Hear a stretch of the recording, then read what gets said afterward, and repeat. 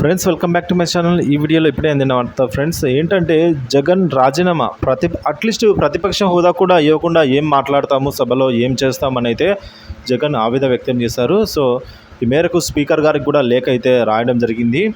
ప్రతిపక్ష హోదా కల్పించమని కూడా కోరడం జరిగిందండి. అప్పుడే తను గొంతు గలం విప్పుతానని చెప్పేసి కూడా బలంగా ఉంటుంది అని చెప్పేసి అన్నారు.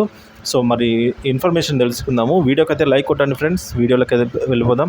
ఇంకా ప్రజా సమస్యలను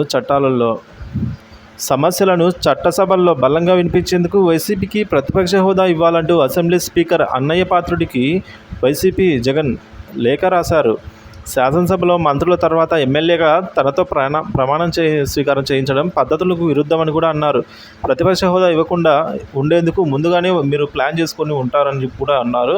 సో ప్రతిపక్ష హోదా ఇవ్వాలంటే కనీసం 10 సీట్లు ఉండాలని ఎక్కడా లేదు. కావాలంటే చెక్ చేసుకోవచ్చు. ప్రజా సమస్యలు చట్టసభలో వినిపించాలంటే కనీసం ప్రతిపక్ష హోదా అయినా ఉండి తీరాలి అని అన్నారు జగన్.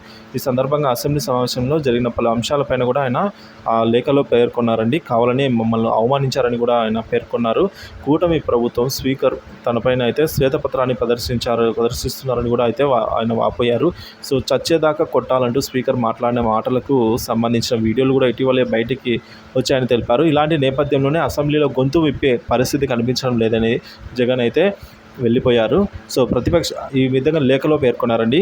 ప్రతిపక్ష హోదాతోనే సమస్యలను వినిపించే అవకాశం ఉంటుందన్నారు. ఈ అంశాలను స్పీకర్ దృష్టిలో పెట్టుకోవాలని జగన్ అయితే సూచించారు. అంతేకాకుండా తమకు ప్రతిపక్ష హోదా ఇచ్చే అంశాన్ని కూడా పరిశీలించాలని కోరారు. తమ పార్టీ కార్యాలయాలే లక్ష్యంగా టీడీపీ ధ్వంసం సృష్టిస్తోందని వైసీపీ ఆరోపించింది.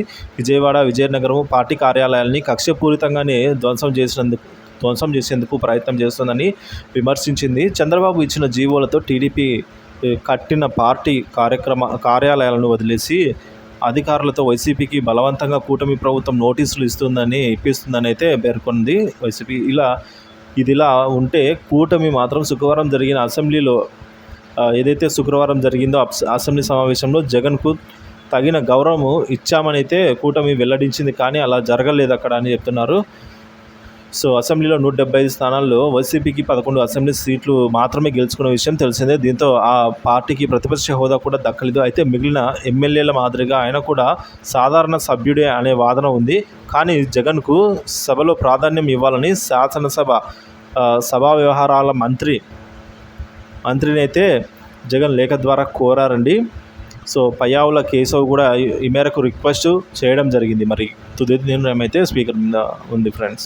మీరేమంటారో కామెంట్ చేయండి. జగన్కి ప్రతిపక్ష హోదా ఇవ్వచ్చా, ఎమ్మెల్యేగానే ఉంచాలా అని దానిపైన అయితే మీ అభిప్రాయాన్ని కామెంట్ చేయండి friends. Thank you for watching this video.